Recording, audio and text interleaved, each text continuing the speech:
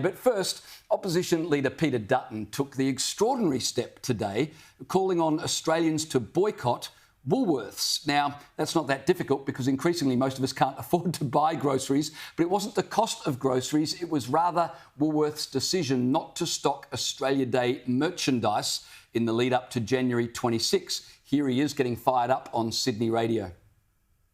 I think it's an outrage, to be honest, and I think people should boycott Woolworths.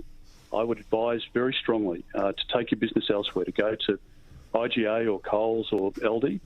And I think until we get common sense out of a company like Woolworths, I don't think they should be supported by the public.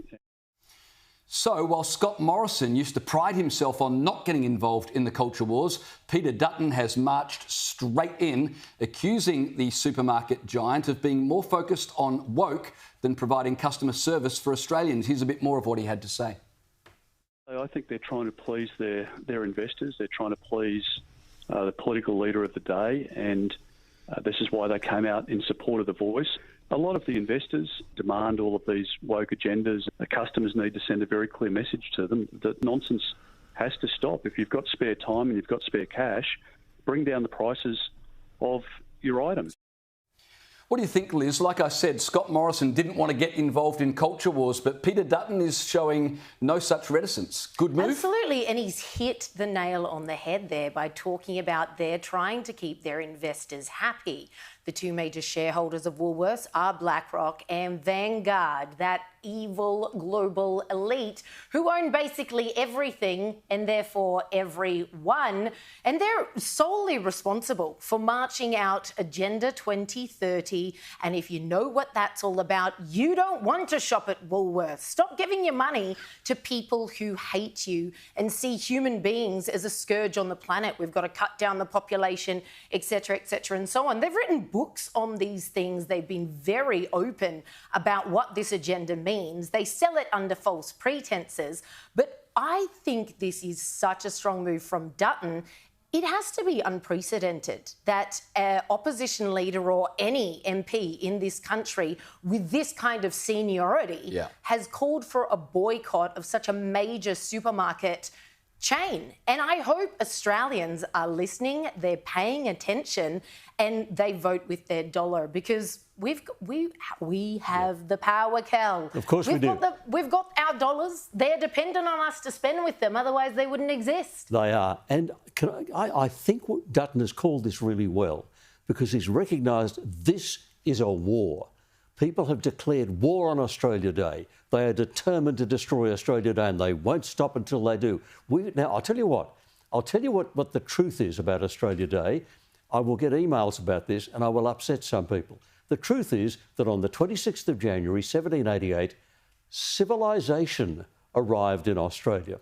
Not being unkind to the richness and depth of Indigenous culture for 60,000 years, but it was a Stone Age culture. It hadn't invented the wheel. It had no written language.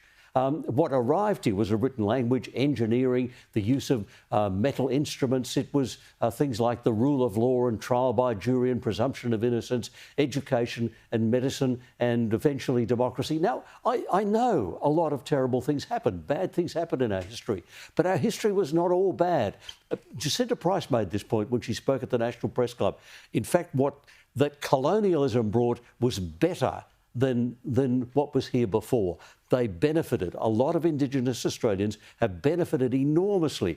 I mean, if I was sitting here with an Indigenous leader, I would point out the clothes you're wearing come from my culture, not your culture. The car that got you here comes from my culture, not your culture. The phone in your pocket comes from my culture, not your culture. They've got a huge amount. And we've got to stop feeling guilty about the fact that civilisation arrived. That's a big deal, James. As you pointed out, Jacinta Price has made largely the same point that you just made. And that's my problem with Australia Day. We want to honour Indigenous people and their culture, but we also want to honour European culture and all the wonders that it brought to this continent. Now, of course, the Labor Party are not happy with Peter Dutton, calling for a boycott on Woolworths, since Woolworths are doing the government's bidding.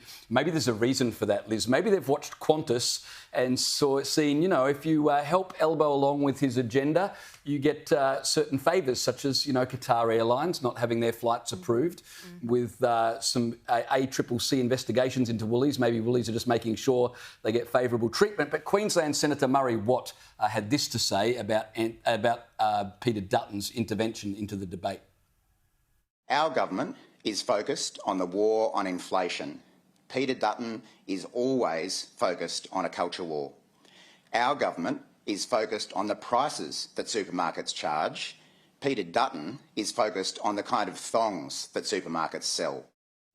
It's Murray Watt doing some stand-up comedy. The government focused on fighting inflation. They've been fuelling inflation. The RBA fought inflation by raising interest rates and then were demonised for their trouble by the government. The Labor government has been fuelling inflation. And as for fighting the culture wars, it's amazing, Liz, how the left, they trash the culture, and then anyone who dares to say, well, what are you doing? Well, they're accused of, oh, you're just fighting culture wars.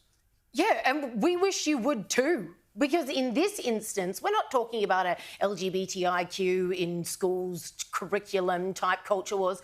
This is our national identity. Yeah. And if you are not proud of our national day, our national holiday, what are you doing being government of our country? That is the standard you're setting. Yep. And it's all about the manipulation of the social psyche. They're either staying out of it altogether or they're coming out and outright admitting the councils, no, we're not having our citizenship ceremonies on Australia Day anymore. And our federal government is doing the same. They have not tried to hide this whatsoever. And prick by prick, they're just kicking them out from underneath our national identity.